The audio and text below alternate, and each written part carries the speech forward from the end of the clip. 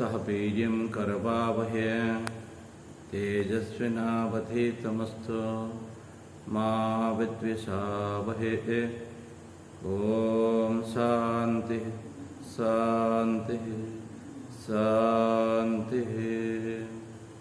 ओम पूर्णमदः पूर्णमिदं पूर्णात् पूर्णमुदच्यते पूर्णस्य पूर्णमादाय पूर्णमेवावशिष्यते। ओम शांति शांति शांति। हरि ओम श्री गुरुभ्यो हरि हरि। बर्तमान आम ईशावास्य उपनिषदर सप्तम कक्षा को जावा। समस्त को स्वागत।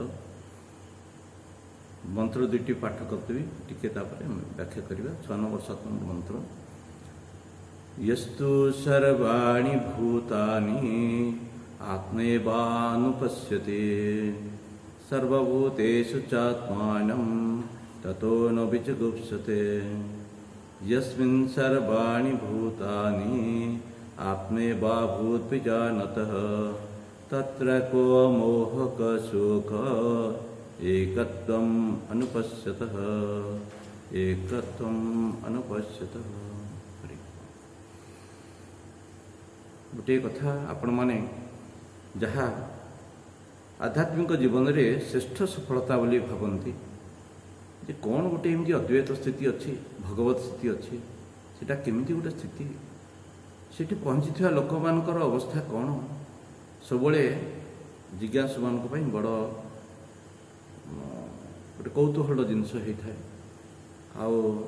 आपण मैंने शुणती जानती जे रामकृष्ण परमहंस एमती अद्वैत स्थिति थिला से माँ काली को आरती करते केतले पाखे आरती करदे माँ काली को प्रसाद दौले निज पाटे प्रसाद को भर्ती कर दौले लोक मैंने कहते अरे ये देख केमती पुरोहित यहाँ कौन गोटे ये कौन पाखंडी ना कौन अरे भगवान को खावा दवा बदल कौन निजक निजे खुई दौर कौन एमती कथा कहते लोक मैंने कहीं से स्थिति को आम बुझीपर ना।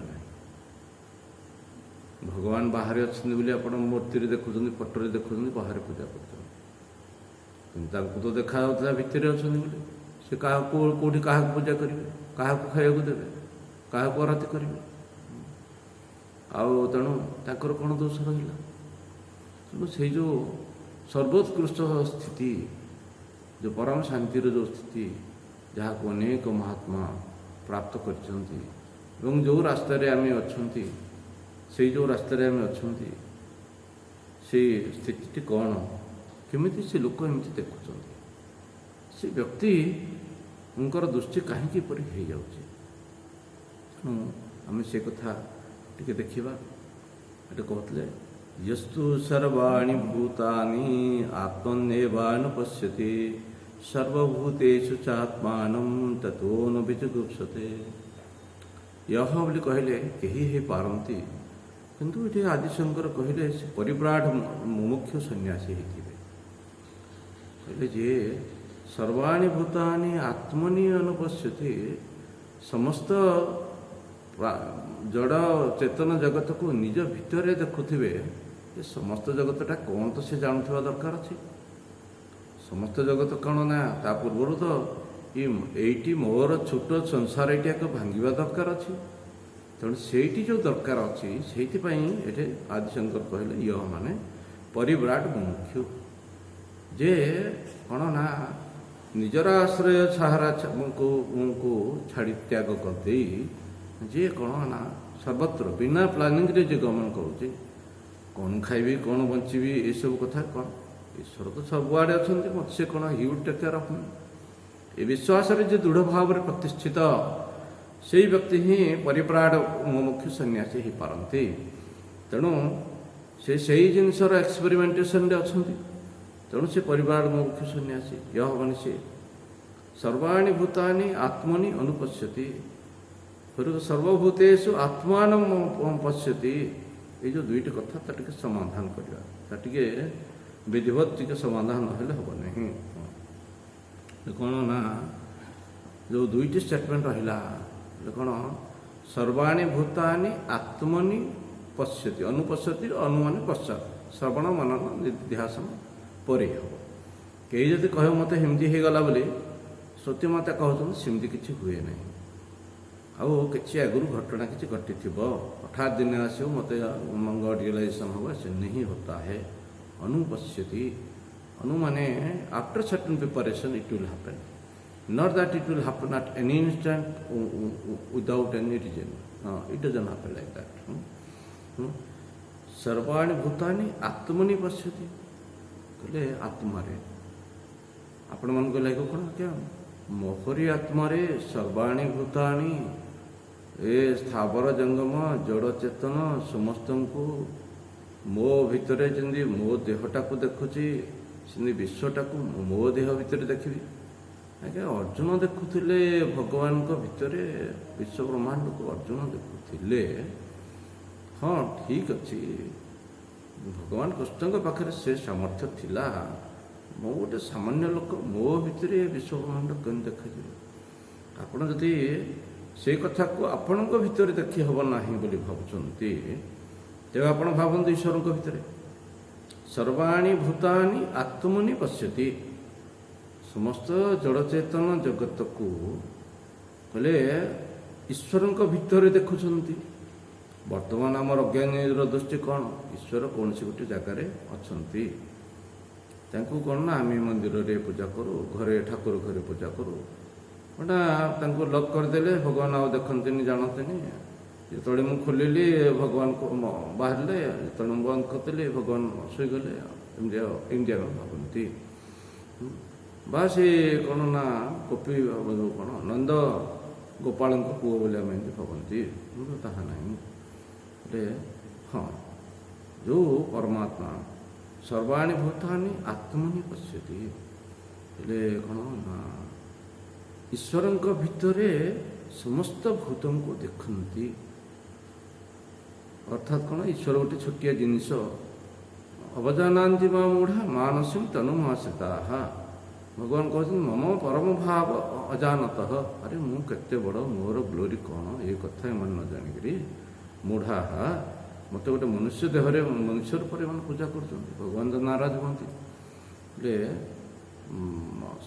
सर्वभूत महेश्वर कहले सब प्राणी भर मुझे महेश्वर ये कथा मत बुझंती नहीं लोक मैंने सर्वाणी भूतानि आत्मनि माने से ईश्वर भीतर सबू जगत को ईश्वर भितर देखा अर्जुन दृष्टि जहाँ थिला अर्जुन जेन देखुले कौन समग्र विश्व ब्रह्मांड भगवान भितर विद्यमान अच्छी सर्वाणी भूतानि आत्मनि माने ईश्वरे पश्यति कहले एमती गोटे दृष्टि हो सकता है ईश्वर भीतर कहीं न हो पार कहले पर लाइन फिर कहला सर्वभूतेषु आत्मान पश्यति कहले ईश्वर भितर विश्व ब्रह्मांड को देखा हाँ आज्ञा अर्जुन देखुला आ समस्त भितर ईश्वर केन्द्र रही समस्त भितर ईश्वर केन्द्र रही आज्ञा दुईटा स्टेटमेंट कहीं बोले ए इज इक्वल टू बी हेले कौन बी इक्वल टू ए हेलानी सेटा आपण मैंने भी अनेक काम करते ए इक्वल टू बी फिर बी इक्वल टू ए हेले जाकर इम्प्लाय करा जाए ए इक्वल टू बी बोली कहा जाए डबल इम्प्लिकेशन है ये दुईटा एक स्टेटमेंट आवश्यकता अच्छी कहीं आवश्यकता अच्छी देखु कहवा कौन सर्वाणी भूतानि आत्मनि पश्यति जदि मुझे गुड़े उदाहरण नेबी कहीं दुईटा जाकर कथा आपण मन को लगे जो सत्य माता बोधे बेसी गोटे कम कथा कहीदेलु अनवांटेड अननेसेसरी अधिक कथा होगा ना कि अधिक कथा नुहे गोटे कथा आम कहवा बाल्टी बाल्टीए पानी अच्छी गोटे बाल्टी बाल्टीए पानी अच्छी तो ठीक अच्छे कौन आम कहवा पानी रे गोटे बाल्टी बाल्टीए पानी अच्छी बाल्टी पानी रे बाल्टी अच्छी बोले आप कहे कि बाल्टी रे बाल्टीए पानी अच्छी आप कहीपर बाल्टी पानी रे बाल्टी अच्छी बोली कहीपर कि कहीपर तेणु ए इक्वल टू बी हेले सब बी इक्वल टू ए हो कथा नुहे କହିଲେ କ'ଣ ସମୁଦ୍ରରେ ଜାହାଜ ଭାସୁଛି, ତାମାନେ କ'ଣ ଜାହାଜରେ ମଧ୍ୟ ସମୁଦ୍ର ଭାସୁଛି? ହେଇପାରିବ କି? ସମୁଦ୍ରରେ ଜାହାଜ ଭାସୁଛି, ଜାହାଜରେ ସମୁଦ୍ର ହେଇପାରିବ କି? ହେଇପାରିବ ନାହିଁ। ତେଣୁ ଯେଉଁଠି ସେ କଥା ହେଇପାରିବ ଏ ସ୍ଥିତିର ଏ ବାକ୍ୟଟି ହେବ। କହିଲେ ଗୋଟିଏ ଶରୀର ଭିତରେ ଆଉ ଗୋଟେ ଶରୀର ଅଛି। ହଁ, କହିଲେ କି ଆମ ଦେହ ଭିତରେ ଅନେକ ଗୁଡ଼ିଏ ବ୍ୟାକ୍ଟେରିଆ ଭାଇରସଙ୍କ ଶରୀର ଅଛି। ହଁ ଟ୍ରୁ, କିନ୍ତୁ ବ୍ୟାକ୍ଟେରିଆ ଭାଇରସଙ୍କ ଭିତରେ ଆମ ଦେହ ଅଛି କି? ଏବଂ can the reverse B possible? The reverse is not possible. ତେଣୁ ଏଠି କୁହାହେଉଛି ଯେ ଏଇ ପ୍ରକାର ଉଦାହରଣ ସତ୍ୟମାତା ଦେଉନାହାନ୍ତି। ପ୍ରଥମ ଭିତରେ ଦ୍ୱିତୀୟ ଅଛି, ଦ୍ୱିତୀୟ ଭିତରେ ପ୍ରଥମ ଅଛି, ସେ କଥାଟି କେମିତି ଘଟିବ? ଆପଣ ଗୋଟେ କାନ୍ଥରେ ଗୋଟେ କଣ୍ଟା ବାଡ଼େଇ ଦେଲେ, କହିଲେ କାନ୍ଥରେ କଣ୍ଟା ଅଛି, କିନ୍ତୁ କଣ୍ଟା ଭିତରେ କ'ଣ କାନ୍ଥ ଅଛି କି? କଣ୍ଟା ହେଉଛି ଗୋଟେ ମେଟାଲିକ୍ ଜିନିଷ। ମେଟାଲିକ୍ ଜିନିଷ ଭିତରେ ମୋଟର ହେଉ ବା ସିମେଣ୍ଟ କଂକ୍ରିଟ୍ ହେଉ, there is no trace of cement or concrete inside that nail, inside the iron structure. ହେଲା, ତ ସେଇ ପ୍ରକାର ସମ୍ପର୍କ ଏଠି ଭଗବାନ କହୁନାହାନ୍ତି, ସତ୍ୟମାତା ଏଠି କହୁନାହାନ୍ତି। ସତ୍ୟମାତାଙ୍କ କହିବା କଥା କ'ଣ? କହିଲେ ଗୋଟେ ପାଇପ୍ଟେ ପଡ଼ିଥିଲା ବା ଗୋଟେ ଦଉଡ଼ିଟେ ପଡ଼ିଥିଲା, ଆପଣ ସେଟାକୁ ସାପ ବୋଲି ଭାବିଲେ। ହେଲେ କ'ଣ ନା ଜାଣିଥିବା ଲୋକ ପାଇଁ, ଜଣେ ନୋନ୍ ପର୍ସନ୍ ପାଇଁ ବୋଲି କହିଲେ ଆପଣ ରଜ୍ଜୁରେ ସର୍ପ ଦେଖିଲେ। ଯିଏ ଜାଣିଛି ଏଇଟା ଗୋଟେ ପାଇପ୍ଟେ କି ଦଉଡ଼ିଟେ ପଡ଼ିଥିଲା, ସେଇଠି ଆପଣ ଭୁଲରେ ସାପ ବୋଲି ଦେଖୁଛନ୍ତି। ରଜ୍ଜୁରେ ସର୍ପ ଦେଖିଲା ପରେ ସେଇ ଲୋକ ଯେତେବେଳେ ଜ୍ଞାନୀ ହେଲା, ସେ ଦେଖିଲା ସର୍ପରେ ରଜ୍ଜୁ ଦେଖିଲା। ଯେତେବେଳେ ତାକୁ ବତେଇ ଦିଆଗଲା, ହଁ, ଅଜ୍ଞାନ ଦୋଷରେ ସେ କହିଲା ଯେ ଏଇଟା ହେଉଛି ରଜ୍ଜୁରେ ସର୍ପ ଦେଖିଲା। ଜ୍ଞାନ ହେଲା ପରେ ସର୍ପରେ ନାଇଁ ଏଇଟା ରଜ୍ଜୁଟା ବୋଲି, ସାପ ନୁହେଁ ଏଇଟା ରଜ୍ଜୁଟା ବୋଲି କହିଲା। ତେଣୁ A equal to B, B equal to A, ରଜ୍ଜୁରେ ସର୍ପ, ସର୍ପରେ ରଜ୍ଜୁ, ଏଇ କଥାଟା ଏଠି ସମ୍ଭବ ହେଲା। ଯେମିତି ଆମେ କହିବା ଆକାଶରେ ନୀଳିମା ଦେଖିଲି, ସବୁ ନୀଳ ଭିତରେ ଆକାଶକୁ ଦେଖିଲି, ଦ୍ୟାଟ୍ କ୍ୟାନ୍ ବି ପସିବୁଲ୍। ଆକାଶରେ ନୀଳିମା ଦେଖିଲି, ନୀଳିମାରେ ଆକାଶ ଦେଖିଲି, ଜଳରେ ଲହରମାନଙ୍କୁ ଦେଖିଲି, ଲହରମାନଙ୍କ ଭିତରେ ଜଳକୁ ଦେଖିଲି, ସେ କଥା ଠିକ୍ ହେଇପାରିବ। ମାଠିଆରେ ମାଟି ଦେଖିଲି, ମାଟିରେ ମାଠିଆ ଦେଖିଲି, ସେ କଥା ସମ୍ଭବ ହେଇପାରିବ। ଲୁଗାରେ ସୂତା ଦେଖିଲି, ସୂତାରେ ଲୁଗା ଦେଖିଲି, ସେ କଥା ସମ୍ଭବ ହେଇପାରିବ। ମୋ ଭିତରେ ସ୍ୱପ୍ନ ଜଗତ ଦେଖିଲି, ସ୍ୱପ୍ନ ଜଗତରେ ମୋତେ ଦେଖିଲି, ଏ କଥା ସମ୍ଭବ ହେଇପାରିବ। ଅର୍ଥାତ୍ କହିବେ ଯେ ଦ୍ୱିତୀୟ କଥାରେ କାହିଁକି ସମ୍ଭବ ହେଲା, ପ୍ରଥମ କଥାରେ କାହିଁକି ସମ୍ଭବ ହେଲାନି? ପ୍ରଥମ କଥାରେ ସମୁଦ୍ରରେ ଜାହାଜ ଭାସୁଛି, ଜାହାଜରେ ସମୁଦ୍ର ଭାସିପାରିବ ନାହିଁ। ପ୍ରଥମ ପ୍ରକାର ଯେଉଁ ସମ୍ପର୍କ ଥିଲା, ଆଧାର ଆଧେୟ ସମ୍ପର୍କ ଥିଲା, ଆଶ୍ରୟ ଆଶ୍ରିତ ସମ୍ପର୍କ ଥିଲା। ଆଧାରରେ ଆଧେୟ, ଆଶ୍ରୟରେ ଆଶ୍ରିତ, ଆଶ୍ରିତରେ ଆଶ୍ରୟ ରହିପାରିବ ନାହିଁ। ଦ୍ୱିତୀୟ କେସ୍ରେ କ'ଣ? ଅଧ୍ୟାସ ଅଧ୍ୟସ୍ଥ। ଅଧ୍ୟାସ କ'ଣ? ଗୋଟିଏ ଜିନିଷ ମିଥ୍ୟା ବସ୍ତୁ। ମିଥ୍ୟା ବସ୍ତୁ ମାନେ କ'ଣ କହିଲେ? କ'ଣ? ବାଚାରମ୍ଭଣ ବିକାର ନାମଧେୟମ୍ ମୃତ୍ତିକା ଇତ୍ୟେବ ସତ୍ୟମ୍। କହିଲେ ଆପଣ ଘଟ ଦେଖୁଛନ୍ତି, ଘଟରେ କହିଲେ ଘଟ ତତ୍ତ୍ୱ ଦୃଷ୍ଟିରେ ଘଟ ନୁହେଁ। ଘଟ ଆପଣ ଦେଖୁଥିଲା ବେଳେ, ଘଟ ଯେତେବେଳେ ତିଆରି କରାହେଉଥିଲା, ମାଟିରୁ ତିଆରି ହେଲା, ମାଟିରେ କଞ୍ଚାଟି ତିଆରି ହେଲା, ତାକୁ ପୋଡ଼ାଗଲା, ତାକୁ ଭାଙ୍ଗିଲେ ମଧ୍ୟ ସେ ମାଟି ହିଁ ରହିଲା। ଘଟର ପ୍ରତ୍ୟେକ କ୍ରିୟାରେ, ପ୍ରତ୍ୟେକ ଅବସ୍ଥାରେ କେବଳ ମୃତ୍ତିକା ଇତ୍ୟେବ ସତ୍ୟମ୍, ହଁ, କେବଳ ମୃତ୍ତିକା ହିଁ ଥିଲା।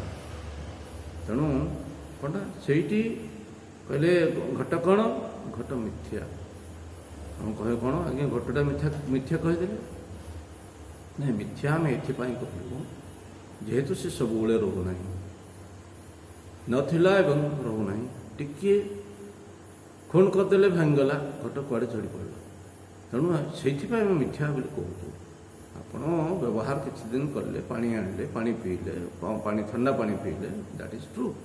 କିନ୍ତୁ ଆମେ ଏଥିପାଇଁ ମିଥ୍ୟା କହୁଛୁ ଯେହେତୁ ସେଥିରେ ଘଟ ଆଗରୁ ନଥିଲା, ପରେ ରୁହେ ନାହିଁ। ବର୍ତ୍ତମାନ ବି ଯାହା ଦେଖାଯାଉଛି କେବଳ ନାମ ମାତ୍ର, ନାମ ରୂପ ମାତ୍ରକ। ସତ୍ୟ କ'ଣ? ମୃତ୍ତିକା ଇତ୍ୟେବ ସତ୍ୟମ, ଘଟ ମିଥ୍ୟା। ତେଣୁ ଏଇ ଯେଉଁ କଥା ଆମେ କହୁଛୁ, ଏଠି ଯେତେ ଗୁଡ଼ିଏ ଉଦାହରଣ ମୁଁ ଦେଲି, ମାଠିଆରେ ମାଟି କଥା ଯେଉଁ ଉପରେ କହିଲେ, ମାଠିଆର ପ୍ରତ୍ୟେକ ଜୀବନ କାଳରେ କ'ଣ? ମୃତ୍ତିକା ଏବ ସତ୍ୟମ, ଘଟ ମିଥ୍ୟା। ସେମିତି ଜଳ ଲହରୀରେ ଲହର ହେବା ପୂର୍ବରୁ ସେ ଜଳ ଥିଲା, ବଡ଼ ବଡ଼ ୱେଭ୍ ଆସିଲା ବେଳେ ମଧ୍ୟ ସେ ଜଳ, ୱେଭ୍ ଯେତେବେଳେ ଅଲୀନ ହେଇଗଲା ସେ ମଧ୍ୟ ସେ ଜଳ। ତେଣୁ କ'ଣ ନା ସେଠି ଗୋଟିଏ ଜିନିଷ ମିଥ୍ୟା।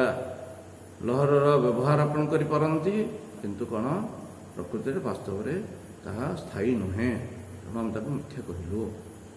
ସେଇଟା ଗୋଟେ ଆପିୟରାନ୍ସ ଥିଲା, ତାକୁ ଆପଣ ବ୍ୟବହାର କଲେ ଠିକ୍ ଅଛି, କିନ୍ତୁ ତାହା ମିଥ୍ୟା ବୋଲି କୁହାଗଲା। ତେଣୁ ଏଠି ଯେଉଁ ଆତ୍ମଜ୍ଞାନୀ କେମିତି ଏମିତି ଦେଖିପାରୁଛି, ଏଇ ପ୍ରକାର ଦେଖିପାରୁଛନ୍ତି। ଯେହେତୁ ଆମେ କହିବା ଆକାଶରେ ନୀଳିମା, ନୀଳିମାରେ ଆକାଶ, ସେ ନିଶ୍ଚିତ ଭାବରେ ସେଥିରେ ଗୋଟିଏ ଜିନିଷ ମିଥ୍ୟା ହେଇଥିବ।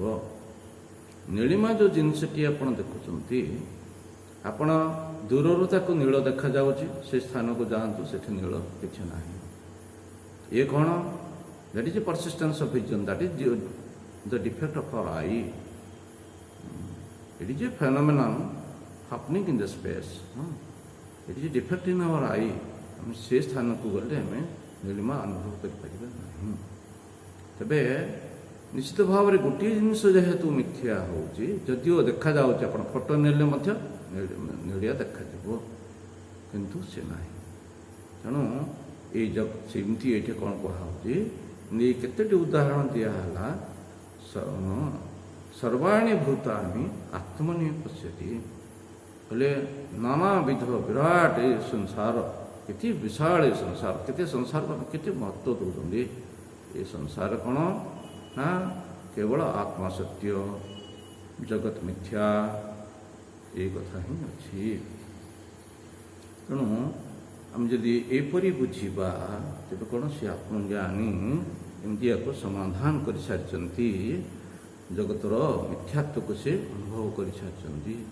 ୟସ୍ତୁ ସର୍ବାଣୀ ଭୂତାନି ଆତ୍ମନି ଅନୁପଶ୍ୟତି, ସର୍ବେଷୁ ଭୂତେଷୁ ଆତ୍ମାନଂ, ମାନେ ଆତ୍ମାନଂ ଅନୁପଶ୍ୟତି ମଧ୍ୟ। କହିଲେ ତେବେ କ'ଣ? ସବୁ ପ୍ରାଣୀ, ସବୁ ଜଗତ, ପ୍ରାଣୀ ବୋଲି କୁହନ୍ତୁ, ସବୁ ପ୍ରାଣୀଙ୍କ ଭିତରେ ଈଶ୍ୱରଙ୍କୁ ଦେଖୁଛନ୍ତି, ଈଶ୍ୱରଙ୍କ ଭିତରେ ସବୁ ପ୍ରାଣୀକୁ ଦେଖୁଛନ୍ତି। ଏହି ପ୍ରକାର କଥା ଯେତେବେଳେ ହୋଇଯାଉଛି, କହିଲେ ତାର ଫଳ କ'ଣ ହେବ? ଆଜ୍ଞା ଗଡ୍ ରିଲାଇଜେସନ୍ର ଫଳ କ'ଣ? ତତ୍ତ୍ୱ ନ ବିଯୁଗୁପ୍ସତେ, କହିଲେ ତସ୍ମାଦେବ ଦର୍ଶନାନ୍ତମ, କହିଲେ ଏପରି ଜ୍ଞାନରେ ଅନୁଭବ ପରେ, ତସ୍ମାଦେବ ଦର୍ଶନାନ୍ତମ, କହିଲେ ଏମିତି ଅନୁଭବ ପରେ ତତ୍ତ୍ୱ ନ ବିଯୁଗୁପ୍ସତେ, କାହାକୁ ଆଉ ଘୃଣା ନାହିଁ। ସବୁ କ'ଣ ନା ଅତି ପ୍ରିୟ ହେଇଯିବେ। ଆପଣଙ୍କ ପାଇଁ ଯଦି ସମସ୍ତେ ପ୍ରିୟ ହେଇଯିବେ, ଆପଣ ସମସ୍ତଙ୍କୁ କ'ଣ ଭଲ ପାଇବେ, ସେ ସାରା ଦୁନିଆ ଆପଣଙ୍କୁ କ'ଣ କରିବେ? ଆପଣ ଆପଣଙ୍କ ଦେହକୁ ଯେମିତି ଅତି ପ୍ରିୟ ବୋଲି ଭାବିକରି ଆଦର କରୁଛନ୍ତି, ଆପଣ ସମସ୍ତଙ୍କୁ ସେମିତି ଆଦର କରିବେ। ଏ ସମସ୍ତ ଜଗତ ଆପଣଙ୍କୁ କ'ଣ କରିବେ? ଆପଣଙ୍କୁ ବି ଆଦର କରିବେ। କେମିତି ଆଦର କରିବେ? ଆପଣ ସାକ୍ଷାତ ଆପଣଙ୍କ ସାମ୍ନାରେ ଯିଏ ଆସିଛନ୍ତି, ସିଏ ଈଶ୍ୱର ଆସିଛନ୍ତି, ବା ଆପଣଙ୍କୁ ଯଦି ଆପଣ ତାଙ୍କୁ ଯଦି ଗୁରୁଙ୍କ ଦେହରେ ମଧ୍ୟ ଈଶ୍ୱରଙ୍କର ଭାବନା ଉପାସନା ପାଇଁ କରାଯାଇପାରେ। ଆପଣଙ୍କ ସାମ୍ନାରେ ଯିଏ ଆସିଛନ୍ତି, ଆପଣ ତାଙ୍କୁ କ'ଣ ନା ଈଶ୍ୱର ଭାବନ୍ତୁ ବା ଆପଣଙ୍କର ଗୁରୁ ବୋଲି ଭାବନ୍ତୁ।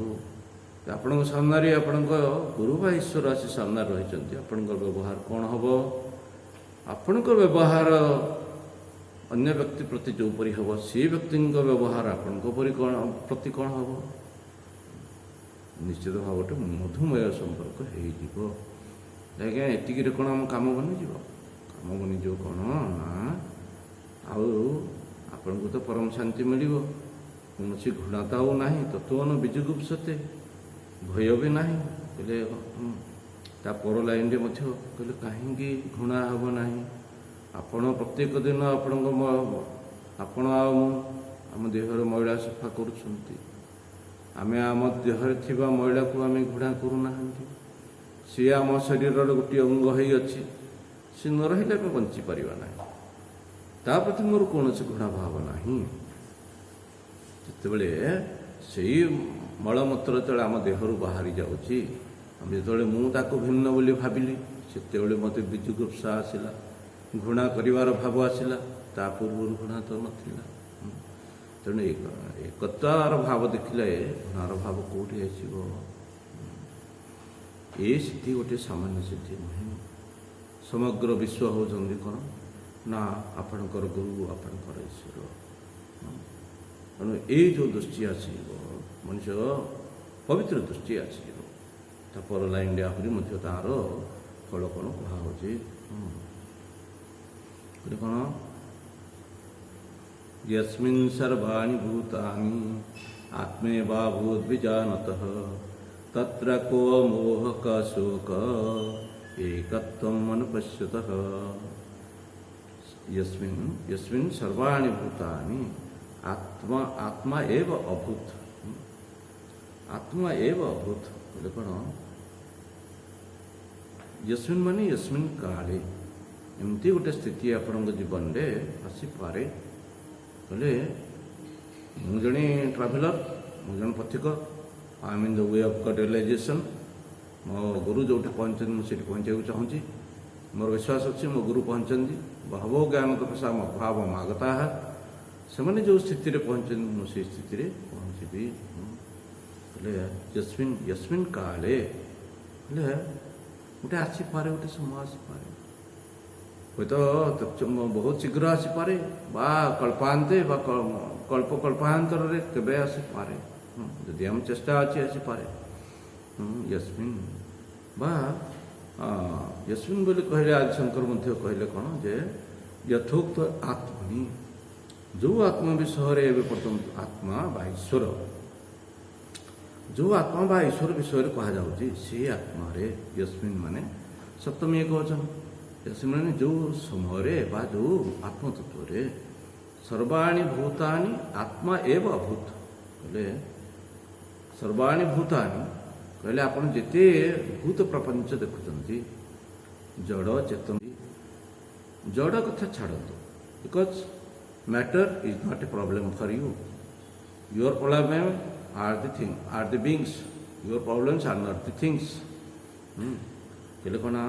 सर्वाणि भूतानि आत्मा एव अभूत। बोले जिते आपण ये सबू थिंग्स एंड बीइंग्स को वस्तु, व्यक्ति, काल, थिंग्स बीइंग्स एंड टाइम, कहले वस्तु, व्यक्ति, काल, स्थान, काल, पात्र, ए सबू जिनिस को आत्मा एव अभूत।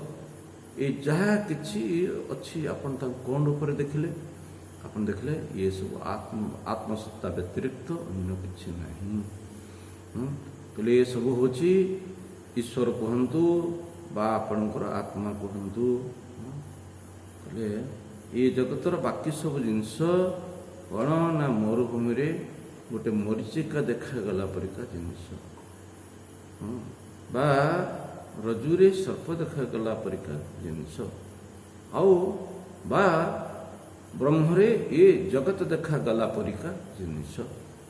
आपण माने को बहुत नाराज आसव भाव। कहले आज्ञा आपण कहले कौन ना रजुरे सर्प देखा, कहले टिके ज्ञान हेले लाइट पकेले आम संगे संगे जानिदेबू, किंतु ब्रह्मरे जगत देखा, जगत दृष्टि केमती जीव? कहले जगत दृष्टि जगतटा कर्मरु बनी, एटा जीवाई केवल ज्ञान दरकार।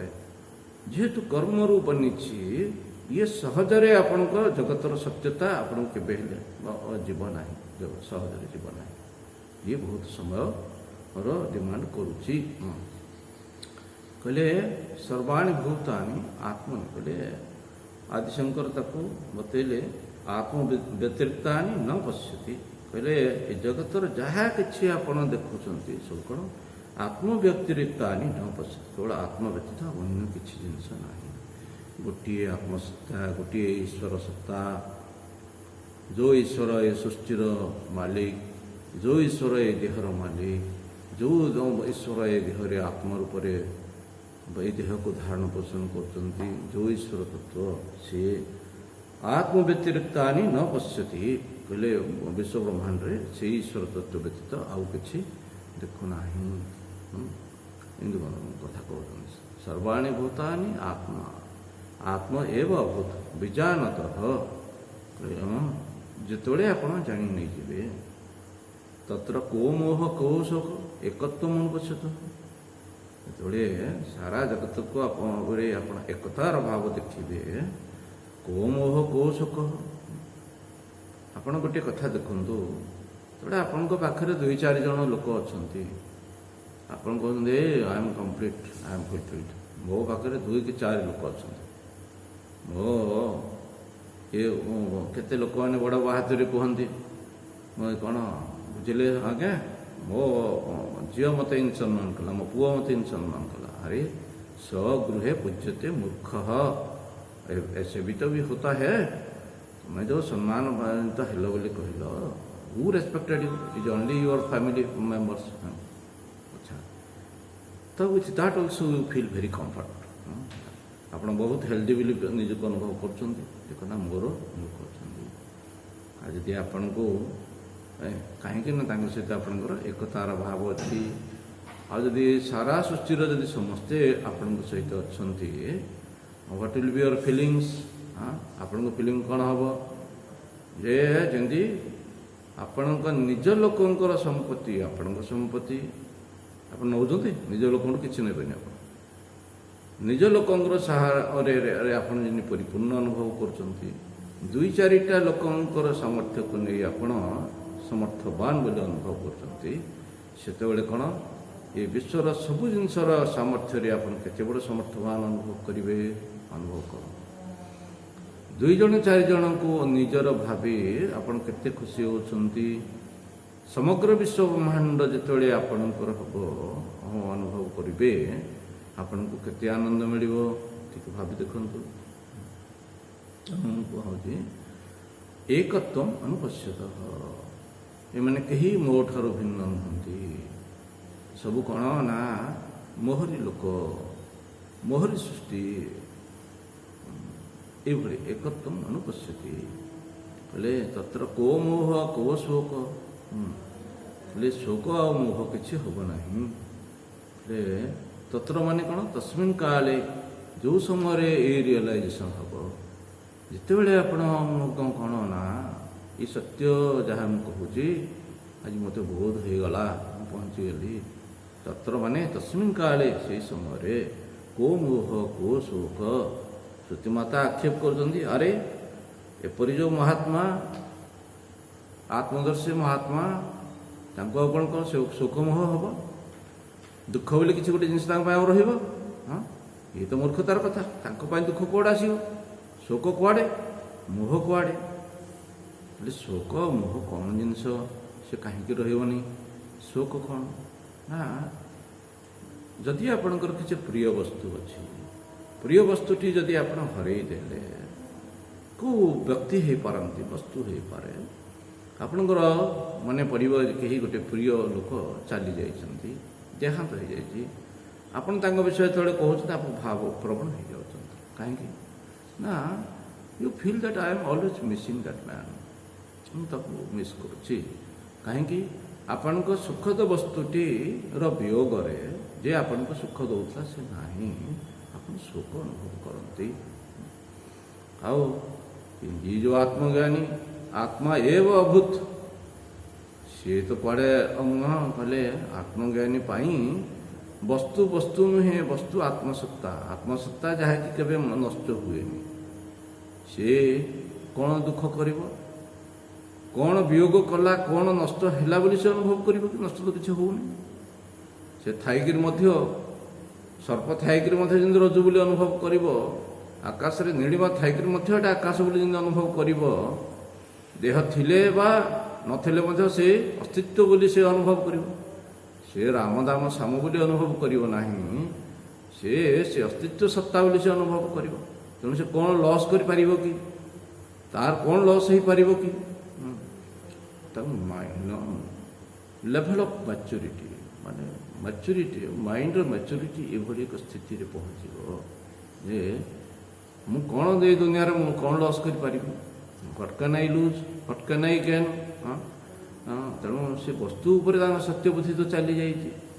ଫେର କ'ଣ ନା ଅତୀତ ବୋଲି ଗୋଟେ ଜିନିଷ, ଅତୀତ ବର୍ତ୍ତମାନ ଭବିଷ୍ୟତ ଏ ହେଉଛି ସମୟ ଯାହା କୁହାହେଉଛି। ଟାଇମ୍ ସ୍ପେସ୍ ଏଇ ଦୁଇଟି ଜିନିଷ ହେଉଛି ବସ୍ତୁର କାରଣ। ଆପଣ କହିବେ ଗ୍ରାଭିଟି, ଆପଣ କହିବେ ଆଇନଷ୍ଟାଇନିଆନ ଫିଜିକ୍ସ, ଜେନେରାଲ ରିଲେଟିଭିଟି, ସେ କେଉଁଠୁ ଆସିଲା?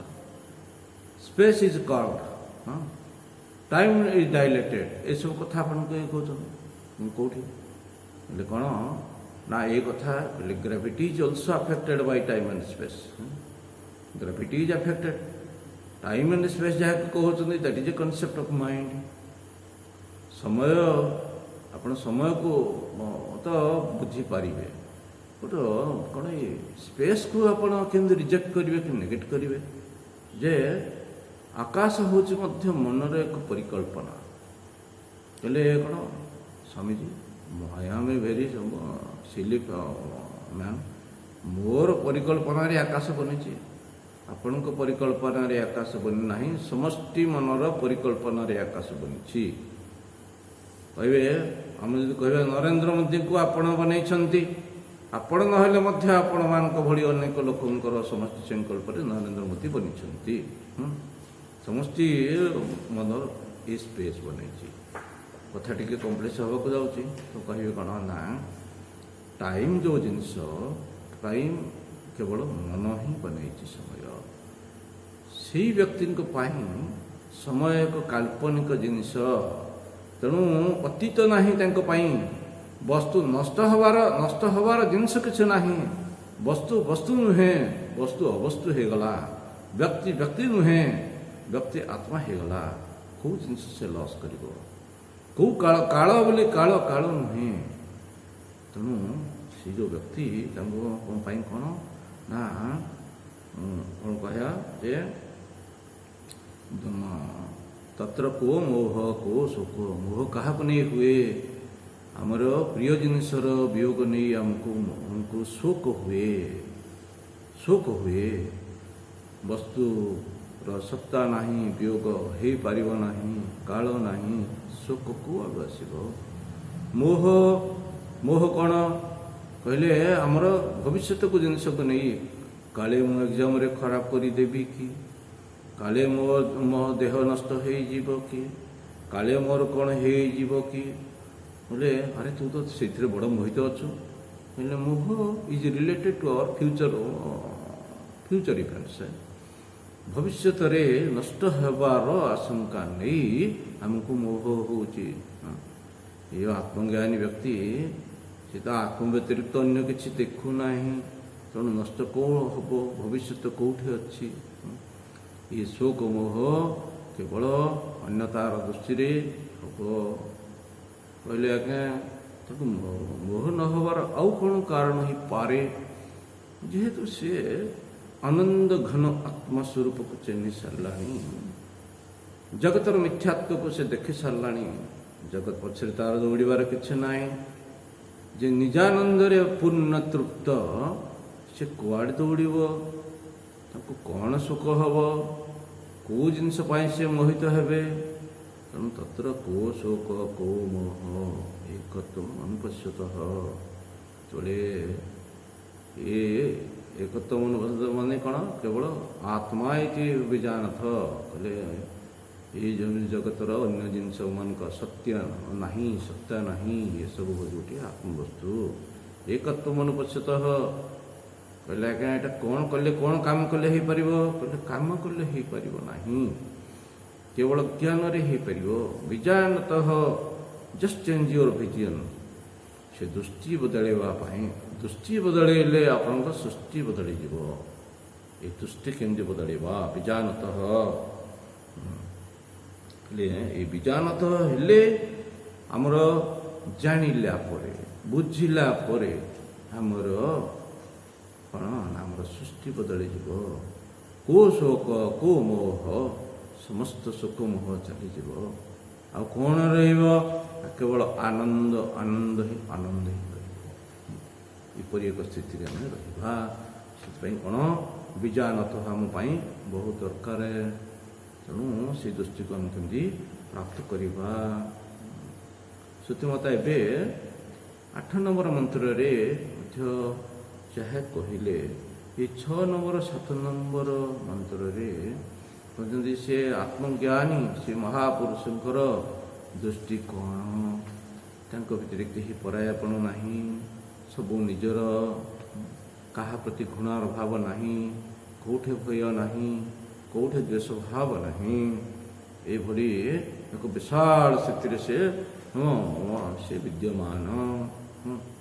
ବର୍ତ୍ତମାନ କ'ଣ ତାଙ୍କ ବିଷୟରେ ଆଉ ଟିକେ ସତୀମାତା କହୁଛନ୍ତି ଯେ ନା ସେ କହିଲେ ଆଜ୍ଞା ଆଉ ଟିକେ ଅଧିକା ମୁଁ ଟିକେ ଚିନ୍ତା କରନ୍ତି।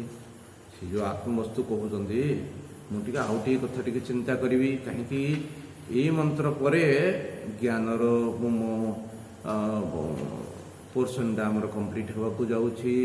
ତେଣୁ ଏଇ 8 ନମ୍ବର ମନ୍ତ୍ରଟି କ'ଣ ସେ ଆତ୍ମସତ୍ତାଙ୍କୁ ଆଉ ଟିକେ ଅନୁଭବ କରିବି। ଯାହା 4 ନମ୍ବର 5 ନମ୍ବରରେ ଯେଉଁ ଲକ୍ଷଣ ଦିଆହେଇଥିଲା, ଏବେ 8 ନମ୍ବର ମଧ୍ୟ ସେ ଲକ୍ଷଣ ଆଉ ଟିକେ ଦିଆହେଉଛି। 6-7ରେ କୁହାହେଇଥିଲା ଯେ ପହଞ୍ଚା ହୁଆ ମହାତ୍ମା, ତାଙ୍କର ସ୍ଥିତି କ'ଣ, ତାଙ୍କର ଦୃଷ୍ଟି କ'ଣ, ଏ କଥା ଆମେ ଦେଖିଲେ। 8 ନମ୍ବର ମନ୍ତ୍ରରେ ଆଉ ଟିକେ ଆମେ ଫେର ପଛକୁ ପଳେଇଲୁ ଯେ କ'ଣ ସେ ଆତ୍ମ ଅନୁସନ୍ଧାନ କରିବା ପାଇଁ କ'ଣ ସଂକେତ, କାହା ଦ୍ୱାରା ମୁଁ ସେଠି ପହଞ୍ଚିବି, ସେ କଥା 8 ନମ୍ବର ମନ୍ତ୍ରରେ ଦିଆହେଇଛି। ବା ଅନ୍ୟ ଶବ୍ଦରେ କହିଲେ ଶବ୍ଦାନୁବିଦ୍ଧ ସମାଧି। ଏଇ ଶବ୍ଦ ଗୁଡ଼ିକ ମୁଁ ରାମ ବୋଲି କହିଲି, ରାମ ଶବ୍ଦ କୁଆଡ଼େ ଆକାଶରେ ଲୀନ ହୋଇଗଲା। ଶବ୍ଦ ଆକାଶରୁ ଆସିଲା, ଶବ୍ଦ ଆକାଶରେ ଲୀନ ହୋଇଗଲା। ଆପଣଙ୍କ ମନରେ ପ୍ରଭୁ ରାମ ବୋଲି ଗୋଟେ ରୂପଟେ ସେ ତିଆରି କରିଦେଇ ଚାଲିଗଲେ, ଗୋଟେ ବୃତ୍ତି ଗୋଟେ ତିଆରି କରିଦେଇ ଚାଲିଗଲେ। ଯେମିତି ହେଲେ ଶବ୍ଦ ଅନୁବିଦ୍ଧ, ଶବ୍ଦ ହେଇ ସାରିଲା ପରେ ଅନୁମାନେ ପଶ୍ଚାତ କହିଲା ପରେ ସେ ଯାହା ତିଆରି କରିଦିଏ। ତେଣୁ ଶବ୍ଦାନୁବିଦ୍ଧ ସମାଧି ବୋଲି କହନ୍ତି। ତେଣୁ ଆମେ ଆଉ କେତୋଟି ଶବ୍ଦ ଦ୍ୱାରା ସେ ଯେଉଁ ଈଶ୍ୱର ତତ୍ତ୍ୱ ବୋଲି ଯାହା ଈଶାବାସ୍ୟ ଇଦଗମ ସର୍ବମ ବୋଲି ଯାହାଠୁ ଆମେ ଆରମ୍ଭ କରିଥିଲେ, ସେଇ ଈଶ୍ୱରଙ୍କୁ ଆମେ ଆଉ ଟିକେ ଦେଖିବା। କାହିଁକି ଆମେ ବୁଝିପାରୁନାହାନ୍ତି ଯେ ମୁଁ କିପରି ଈଶ୍ୱର ହେଇଯିବି। ମୁଁ ଗୋଟେ ସାମାନ୍ୟ XYZ ଗୋଟେ ମନୁଷ୍ୟ, ବିଚରା ମନୁଷ୍ୟଟିଏ। ମୁଁ ହେଉଛି ଜଗତର ଶାସନକର୍ତ୍ତା। ଏଇ କଥା କେମିତି ହେବ? ସତୀମାତା କହୁଛନ୍ତି ହଉ ତୁ ଈଶ୍ୱରଙ୍କୁ ଷ୍ଟଡି କର, ନହେଲେ ତୋତେ ଷ୍ଟଡି କର। ଯେଉଁଆଡ଼ୁ ଷ୍ଟଡି କଲେ ଲେଫ୍ଟ ହ୍ୟାଣ୍ଡ ଷ୍ଟଡି କଲେ ରାଇଟ୍ ହ୍ୟାଣ୍ଡ ସାଇଡ଼୍ରେ ପହଞ୍ଚିବ, ରାଇଟ୍ ହ୍ୟାଣ୍ଡ ସାଇଡ଼୍ରୁ ଷ୍ଟଡି କଲେ ଲେଫ୍ଟ ହ୍ୟାଣ୍ଡ ସାଇଡ଼୍ରେ ପହଞ୍ଚିବ। ତେଣୁ ସେଇ ଈଶ୍ୱର ତତ୍ତ୍ୱଙ୍କ ବିଷୟ ଏଠି ଆମେ ଟିକେ ଆଉ ଥରେ ପଢ଼ିବା। 8 ନମ୍ବର ମନ୍ତ୍ରରେ ମନ୍ତ୍ର ପଢ଼ିବେ। ସପର୍ୟଗାତ୍ ଶୁକ୍ରମକାୟମବ୍ರಣମ୍ अस्नाविरगं शुद्धमपापविद्धं कविर्मनिषे परिभू स्वयंभुः यथा तथ्योऽर्थान् व्यदधात् शाश्वतेभ्यो समाभ्यः। सपर्यगात् शुक्रमकायमव्रणम् अस्नाविरगं शुद्धमपापविद्धं कविर्मनिषे परिभू स्वयंभुः यथा तथ्योऽर्थान् व्यदधात् शाश्वतेभ्यो समाभ्यः। ଏଠି 12ଟି ଲକ୍ଷଣ ଆମେ ଦେଖିବା। କ'ଣ ସ ମାନେ ସ ଈଶ୍ୱର ଯାହାଙ୍କ ବିଷୟରେ ସହ ଆମେ ଯେଉଁ ଈଶ୍ୱରଙ୍କ ବିଷୟରେ କହୁଥିଲେ ସହ। ପରିଅଗାତ୍ ପରିସମନ୍ତାତ୍ ଅଗାତ୍, ପରି ଗୋଟେ ଉପସର୍ଗ ହେଲେ ପରି ମାନେ ସର୍ବତ୍ର, ସର୍ବତ୍ର ଗତବା ନିତ୍ୟର୍ଥ। ପରିଅଗାତ୍ ସେ ଯେଉଁ ଈଶ୍ୱର ତତ୍ତ୍ୱ ସେ କେମିତି, ସେ ହେଉଛନ୍ତି ସର୍ବଗତ, ଚାରିଆଡ଼େ ଅଛନ୍ତି। ସର୍ବଗତ କେମିତି? ଆକାଶ ପରି ସେ ବ୍ୟାପକ। ମୁଁ କହିଲେ ଆକାଶ କହିଲେ ମଧ୍ୟ ଈଶ୍ୱର ବା ଆତ୍ମସତ୍ତାଙ୍କୁ ବୁଝେଇବାଟା ଇନକମ୍ପ୍ଲିଟ୍ ହୁଏ। କାହିଁକି ଆପଣ ଯେଉଁ ଆକାଶ ଦେଖୁଛନ୍ତି ସେ ବସ୍ତୁରେ ଅପରିଚ୍ଛିନ୍ନ ନୁହେଁ, ସେ ବସ୍ତୁରେ ପରିଚ୍ଛିନ୍ନ। ଆକାଶରେ ବାୟୁ ଅଛି, ଆକାଶରେ ଜଳ ଅଛି। ଆମେ ବସ୍ତୁ ପରିଚ୍ଛିନ୍ନ ହୋଇଗଲା, ଆକାଶ ମଧ୍ୟ ନୁହେଁ। କିନ୍ତୁ କହିବା ପାଇଁ ଗୋଟିଏ ପାଖରେ ପହଞ୍ଚିବା ପାଇଁ ଜଷ୍ଟ ଗୋଟେ କଥାଟି କୁହାଯାଉଛି। କିନ୍ତୁ ଆକାଶ ଯେମିତି ବସ୍ତୁ ପରିଚ୍ଛିନ୍ନ ହୋଇଗଲା, ଆକାଶ ବ୍ୟତିରିକ୍ତ ଅନ୍ୟ ଜିନିଷ ମଧ୍ୟ ଅଛି ବୋଲି ଆମେ କହୁଛନ୍ତି, ସେହିପରି ଏଇଟା ନୁହେଁ। ଈଶ୍ୱରଙ୍କ ବ୍ୟତିରିକ୍ତ ଅନ୍ୟ ଜିନିଷ କିଛି ନାହିଁ। ଯାହା ଆପଣ ଦେଖୁଛନ୍ତି କେବଳ ଏଇଟା ଗୋଟେ କ'ଣ, ଏଇଟା କେବଳ ସ୍ୱପ୍ନରେ ଦେଖିଲା ପରିକା ଦେଖୁଛନ୍ତି। ଈଶ୍ୱର ବ୍ୟତିରିକ୍ତ କିଛି ନାହିଁ। କହିଲେ ଆଜ୍ଞା you do not believe in matter? Yes of course I believe in matter. But କ'ଣ ମ୍ୟାଟର ଯାହା ଆପଣ କହୁଛନ୍ତି condense form of energy, energy ବୋଲି ଯାହା କହୁଛନ୍ତି ସେ ଏନର୍ଜିଟା କ'ଣ? କହିଲେ ସେଇଟା ମଧ୍ୟ ଶକ୍ତି, ମାନେ ସେଇଟା ମଧ୍ୟ କହିଲେ ସେଇଟା ମଧ୍ୟ ମାୟା। କହିଲେ ସେ ଯେଉଁ ଗୋଟେ ତ୍ରିଗୁଣାତ୍ମିକ ପ୍ରକୃତି, ତାର ସତ୍ୱର ଯେଉଁ ତମଗୁଣ ସେ ମାୟା ତମଗୁଣ। ପ୍ରକୃତିର ତମଗୁଣରୁ ଏ ବସ୍ତୁ ତିଆରି ହେଇଛି, ପଞ୍ଚମହାଭୂତ ତିଆରି ହେଇଛନ୍ତି। ତେଣୁ ନା ସେଇଟା ମଧ୍ୟ ଅବଜେକ୍ଟ ଯାହା କହୁଛନ୍ତି ଇଟ୍ ହାଜ୍ ନୋ ଏକ୍ଜିଷ୍ଟେନ୍ସ। କହିଲେ ଆପଣ ଦେଖୁଛନ୍ତି, କିନ୍ତୁ କ'ଣ ଗୋଟେ ଛୋଟିଆ କଥା କହିଦେବି। କହିଲେ କିଛି ବର୍ଷ ପୂର୍ବେ କ୍ୱାଣ୍ଟମ୍ ଫିଜିସିଷ୍ଟ ମାନେ ଏମିତି କ'ଣ ଗୋଟେ ପରୀକ୍ଷା କରୁଥିଲେ। କହିଲେ ଗୋଟେ ଟ୍ୟୁବ୍ରେ କ'ଣ ନା ଟ୍ୟୁବ୍ରୁ ସେ ଏୟାର ଗୁଡ଼ାକ ସବୁ ଇଭାକୁଏଟ୍ କରିବାକୁ ଲାଗିଲେ। କହିଲେ କିଛି ସମୟ ପରେ ଯେତେ ଥର ଇଭାକୁଏଟ୍ କରୁଛନ୍ତି ଦେଖିଲେ କ'ଣ ସେଠି ଏୟାର ତିଆରି ହେଇଯାଉଛି। ଏୟାର କୋଡ଼ ଆସିଲା, ଆମେ ତ ଏୟାର ଇଭାକୁଏଟ୍ କଲେ, ଏୟାର କୋଡ଼ ଆସିଲା। ସାଇଣ୍ଟିଷ୍ଟ ମାନେ ଗୋଟେ କନକ୍ଲୁଜନକୁ ଯାଇ ପହଞ୍ଚିଲେ, there is some potentiality, what we say vacuum, in that vacuum there is some potentiality due to which this matter is created.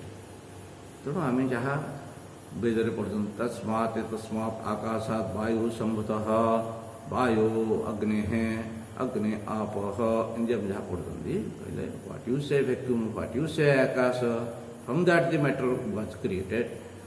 That confirms your science.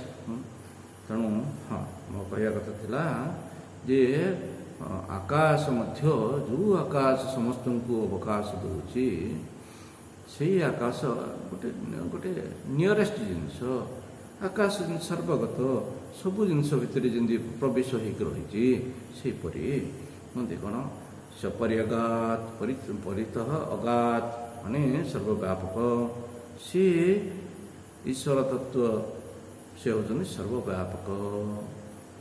ତେବେ ଆପଣ ଏବେ କୁହନ୍ତୁ, ଯାହା ଆପଣ କହୁଛନ୍ତି ଆପଣଙ୍କ ଈଶ୍ୱର ବୈକୁଣ୍ଠ ଧାମରେ ଅଛନ୍ତି, କୈଳାସ ଧାମରେ ଅଛନ୍ତି, ଏ କେବଳ ଆପଣ ଉପାସନା ପାଇଁ ଆପଣ you can think so, but really God is not at, he is not placed at one point, one region in the space, he is not limited.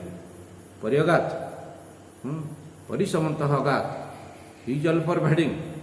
Bhagavad ଗୀତାର ମଧ୍ୟ କୁହାହେଲା ଅବିନାଶ ତୁତତିଥି ଏନ ସର୍ବ ଇଦମ୍ ତତମ୍। ତୁ ତାଙ୍କୁ ଅବିନାଶୀ ବୋଲି ଜାଣ, ଈଶ୍ୱର ବୋଲି ଜାଣ, ଆତ୍ମା ବୋଲି ଜାଣ, ଯାହା ହେଉଛି କ'ଣ, ଯାହା ସର୍ବଗତ, ଯାହା ସବୁଠି ବ୍ୟାପିକରି ଇନ୍ ଆଣ୍ଡ ଥ୍ରୋ ଯାହା ବ୍ୟାପିକରି ସେ ହେଉଛି ଈଶ୍ୱର। ତେଣୁ କହିଲେ ଆତ୍ମାଙ୍କୁ ଆମେ, ଈଶ୍ୱରଙ୍କୁ ଆମେ କେମିତି ଭାବିବା ନା ଏମିତି ଭାବିବା।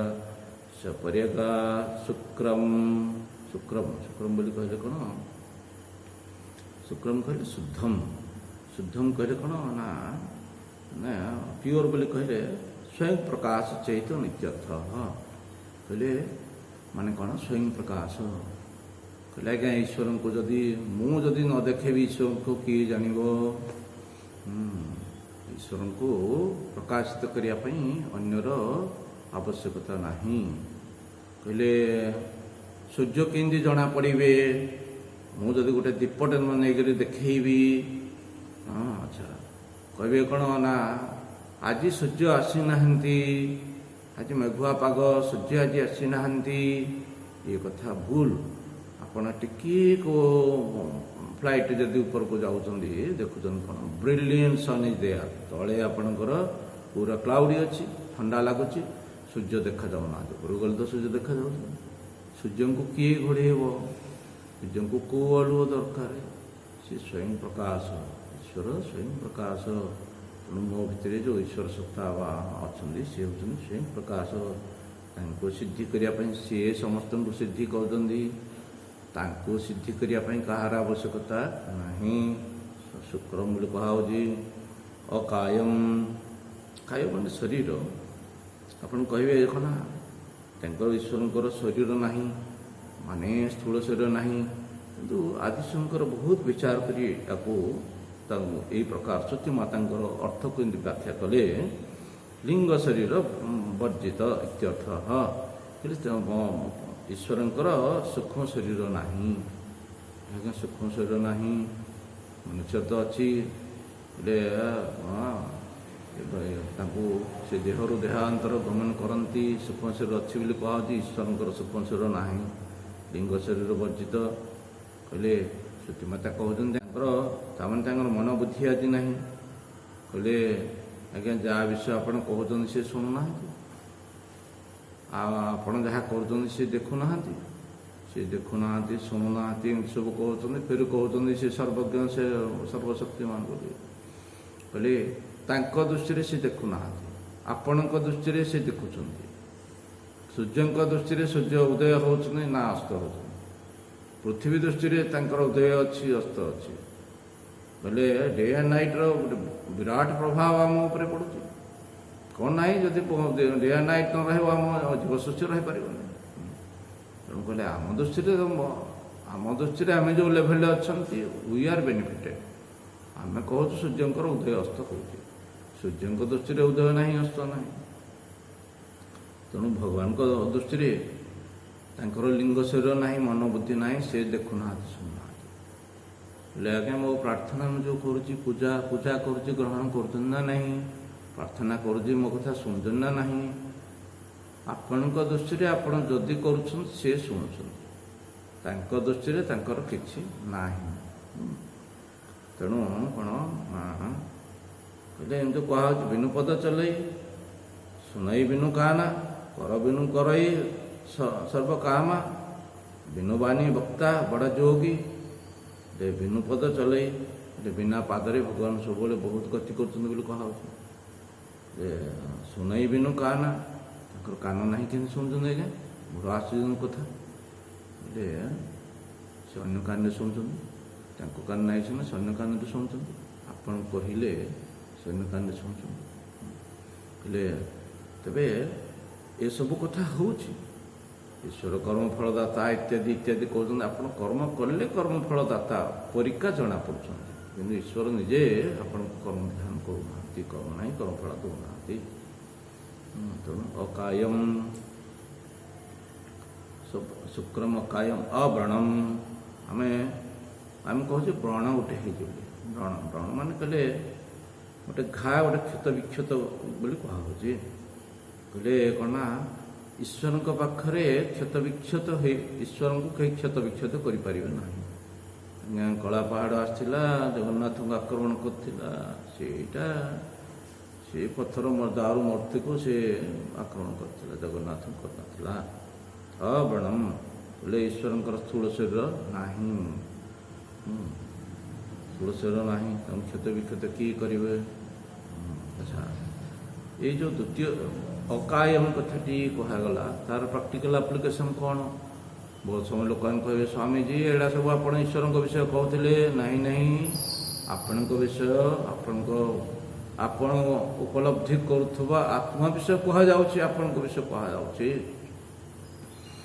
कहले अकायम जो कथा कहला भगवान लिंग शरीर ना आत्मज्ञान लिंग शरीर ना जो व्यक्तिर लिंग शरीर भंग हो जाए से जीवन मुक्त पुरुष बोली कहती अर्जुन महाभारत जो महाभारत युद्ध है भगवान एत आत्मज्ञान देले एत आत्मज्ञान पर अर्जुन को किसी बोध हो नाला परवर्ती समय जिते से भगवान कौन गोटे समय से कौन सब अनुभव कले अरे ये सब भगवान अनुग्रह ମୋର କିଛି ନାହିଁ, ମୁଁ ଗୋଟେ ସାଧାରଣ ଲୋକ। ଯେତେବେଳେ ସେସବୁ କଥା ଅନୁଭବ କଲେ ସେତେବେଳେ ତାଙ୍କର ସୂକ୍ଷ୍ମ ଶରୀର ଭଙ୍ଗ ହୋଇଗଲା। ତେଣୁ ଯେ ଆପଣ ମହାପୁରୁଷ କାହାକୁ କହିବେ? ଯାହାଙ୍କର ସୂକ୍ଷ୍ମ ଶରୀର ଭଙ୍ଗ ହୋଇଯାଇଛି, ଯାହାଙ୍କର ଇଚ୍ଛା କାମନା ବାସନା ନାହିଁ, ସେ ହେଉଛନ୍ତି ସୂକ୍ଷ୍ମ, ସେ ହେଉଛନ୍ତି ସେଇ ମହାପୁରୁଷ, ସେଇ ଈଶ୍ୱର ରୂପ। ଅକାୟମ ଶବ୍ଦଟିର ପ୍ରାକ୍ଟିକାଲ ଆପ୍ଲିକେସନ୍ ହେଉଛି ତାହା। ଅବଡ଼ମ୍ ବୋଲି କହିଲେ ସ୍ଥୂଳ ଶରୀର, ଭଗବାନଙ୍କର ସ୍ଥୂଳ ଶରୀର ନାହିଁ। ଅସ୍ନାବିରଗମ୍ ବୋଲେ ସ୍ନାବହ ଶିରାହ ଯତ୍ର ନ ବର୍ତ୍ତତେ ବୋଲେ ଯେଉଁଠି ତାଙ୍କର ସ୍ନାୟୁ ଆଦି ଇଏ ନାହିଁ। କହୁଛନ୍ତି ଶୁଦ୍ଧମ୍, ଶୁଦ୍ଧମ୍ କହିଲେ ନିର୍ମଳ। ନିର୍ମଳ ମାନେ କ'ଣ? ଯେଉଁଠି ଅବିଦ୍ୟା ନାହିଁ, ଅବିଦ୍ୟା ନାହିଁ। ଅବିଦ୍ୟା କ'ଣ? ଅବିଦ୍ୟାକୁ କାରଣ ଶରୀର ବୋଲି କୁହନ୍ତି। ବୋଲେ କାହିଁକି ତାକୁ କାରଣ ଶରୀର କୁହାହେଉଛି? ଆମର ଏଇ ଯେଉଁ ଶରୀର ଅଛି ୟାକୁ କିଏ ଧାରଣ କରିଛି? ଗୋଟେ ଅବିଦ୍ୟା, ଗୋଟେ ମୁଁ ବଞ୍ଚିବାର ଇଚ୍ଛା, ଯେଉଁ ଆଶା ଆକାଂକ୍ଷା, ଏଇ ଅବିଦ୍ୟା ମୋତେ, ମୁଁ ଅପୂର୍ଣ୍ଣ, ମୁଁ ଟିକେ ଦେହରେ ରହି ଟିକେ ଭୋଗ କରିବି, ଟିକେ ଜାଣିବି, ଏଇ ଯେଉଁ ବୁଦ୍ଧି, ଯେଉଁ ଅବିଦ୍ୟା, ବୋଲେ ଅବିଦ୍ୟା କ'ଣ? ପରମାତ୍ମାଙ୍କ ପାଖରେ ନାହିଁ। ଶୁଦ୍ଧମ୍ ବୋଲେ କାରଣ ଶରୀର ତାଙ୍କ ପାଖରେ ନାହିଁ। କାରଣ ଶରୀର ରହିଲେ ସ୍ଥୂଳ ଆଉ ସୂକ୍ଷ୍ମ ଶରୀର ରହିବ। ଭଗବାନଙ୍କ ପାଖରେ ଅବିଦ୍ୟା ନାହିଁ, କାରଣ ଶରୀର ନାହିଁ। ସେଠୁ କହୁଛନ୍ତି ଅପାପ ବିଦ୍ଧମ୍ କହିଲେ ଭଗବାନଙ୍କୁ ପାପ ପୁଣ୍ୟ କିଛି ଲାଗେ ନାହିଁ। ହେଲେ ଆଜ୍ଞା ପୁଣ୍ୟ ନାହିଁ, ପାପ ନାହିଁ। ମହାପୁରୁଷଙ୍କୁ ମଧ୍ୟ ପାପ ନାହିଁ କି ପୁଣ୍ୟ ନାହିଁ କହିଲେ ଆଜ୍ଞା ପୁଣ୍ୟ ନାହିଁ କହିଲେ ଗୋଟେ କଥା ହେବ, ପାପ ନାହିଁ କେମିତି କହିଲେ? ପାପ କେଉଁଠୁ ଆସିଲା? କର୍ମରୁ ଆସିଲା। କର୍ମ କେଉଁଠୁ ଆସିଲା? କର୍ତ୍ତାପଣ ଆସିଲା। କର୍ତ୍ତାପଣ କେଉଁଠୁ ଆସିଲା? ଭୋକ୍ତାପଣରୁ ଆସିଲା। ଆତ୍ମଜ୍ଞାନୀ ଯିଏ, ସେ ପହଞ୍ଚା ହୁଆ, ସେ ତୃପ୍ତ ପୂର୍ଣ୍ଣ। କେଉଁ ଜିନିଷ ପାଇଁ ସେ ଆଶା କରିବ? ଆପ୍ତକାମସ୍ୟ କା ଇଚ୍ଛା? ତାର କ'ଣ ଇଚ୍ଛା ଅଛି? କିଛି ନାହିଁ। ତେଣୁ ତାର ଇଚ୍ଛା କିଛି ନାହିଁ। ଭୋକ୍ତାପଣ ନାହିଁ, କର୍ତ୍ତାପଣ ନାହିଁ। କହିଲେ ଆଜ୍ଞା ଆମେ ଦେଖିଲୁ ସେ ଖାଇଲା, ଆମେ ଦେଖିଲୁ ସେ କହିଲା। ଆପଣଙ୍କ ଦେଖିବା ସତ୍ୟ, ସବୁ ଠିକ୍, ଏଇଟା ପ୍ରକୃତି ସ୍ତରରେ କର୍ମ ହେଉଛି। କର୍ତ୍ତା ଭୋକ୍ତାପଣ ତାଙ୍କ ଭିତରେ ନାହିଁ। ତେଣୁ କ'ଣ? ସେ ଅପାପ ବିଦ୍ଧମ୍, ନା ପୁଣ୍ୟ ତାଙ୍କର ଅଛି ନା ପାପ ଅଛି। ନା ପୁଣ୍ୟ ପାପେ ଅସ୍ତି, ଏମିତି ଗୋଟେ ଆପଣ ଧ୍ୟାନ ମନ୍ତ୍ର ମଧ୍ୟ କହିବେ। ତାଙ୍କର ପୁଣ୍ୟ ନାହିଁ, ତାଙ୍କର ପାପ ନାହିଁ। ତେଣୁ ଅପାପ ବିଦ୍ଧମ୍। କବି ମନୀଷୀ, କବିର୍ ମନୀଷୀ ପରିଭୂ ସ୍ୱୟଂଭୂ। କବି, କବି ମାନେ କହିଲେ କ'ଣ? କ୍ରାନ୍ତଦର୍ଶୀ। କ୍ରାନ୍ତଦର୍ଶୀ ହେଲେ କ୍ରାନ୍ତଦର୍ଶୀ ମାନେ, କ୍ରାନ୍ତ ମାନେ ସୀମା।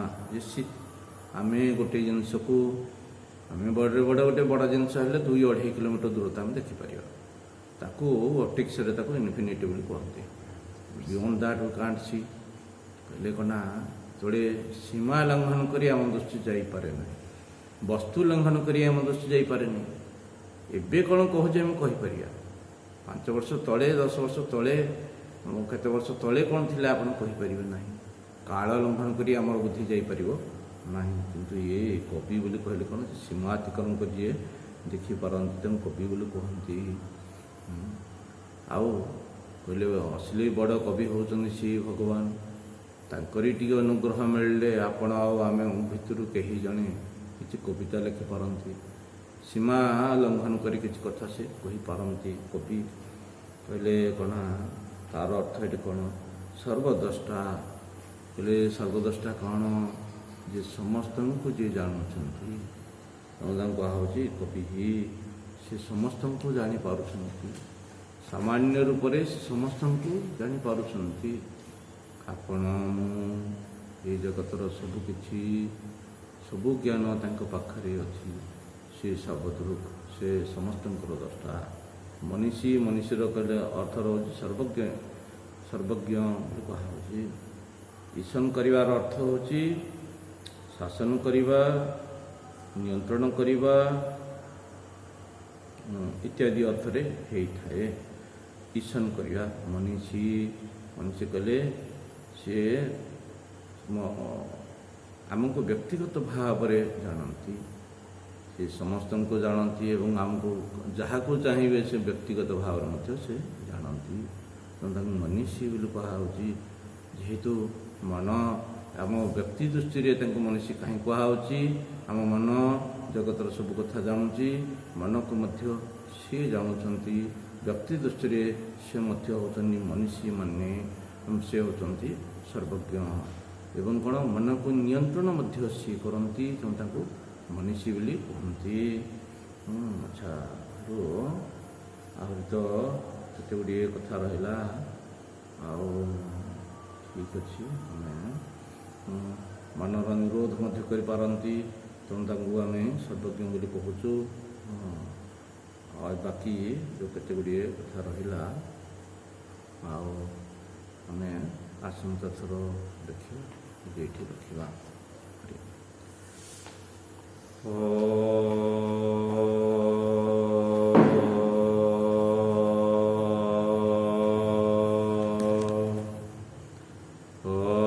पूर्णमदः पूर्णमिदं पूर्णात् पूर्णमुदच्यते पूर्णस्य पूर्णमादाय पूर्णमेवावशिष्यते। ॐ शान्तिः शान्तिः शान्तिः। हरिः ओम श्री